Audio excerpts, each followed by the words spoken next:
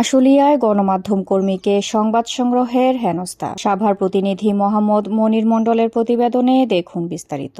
আশুলিয়ায় একটি জুটের গোডাউনে অগ্নিকাণ্ডের সংবাদ সংগ্রহের সময় মাই টিভির ভিডিও জার্নালিস্ট হাফিজুর রহমান ও দৈনিক ভোরের পাতার স্টাফ রিপোর্টার জাহিদুল ইসলাম অনিককে বাধা প্রদান ও হেনস্থার অভিযোগ পাওয়া গেছে। এ ঘটনায় আশুলিয়া থানায় পৃথক দুটি অভিযোগ দায়ের করা হয়েছে। শুক্রবার 7 মার্চ রাতে অভিযোগের বিষয়টি নিশ্চিত করেন আশুলিয়া থানার পুলিশ পরিদর্শক মোহাম্মদ কামাল হোসেন। এর আগে শুক্রবার দুপুরে আশুলিয়ার জামগড়া রূপায়ণ মাঠ সংলগ্ন শরীফের মালিকানাধীন জুটের গোডাউনে লাগা অগ্নিকাণ্ডের ভিডিও ধারণকালে এ ঘটনা ঘটে। এদিকে আশুলিয়া গণমাধ্যম কর্মীরা বলেন, সংবাদ সংগ্রহ করা একজন সংবাদকর্মীর পেশাগত দায়িত্ব, অথচ সংশ্লিষ্ট কর্মকর্তা কর্তৃক বাধা প্রদান ও হেনস্থা করার ঘটনা গণমাধ্যম কর্মীদের জন্য হুমকি স্বরূপ। একজন গণমাধ্যম কর্মীকে তার পেশাগত কাজে বাধা প্রদান করায় গোটা সাংবাদিক সমাজে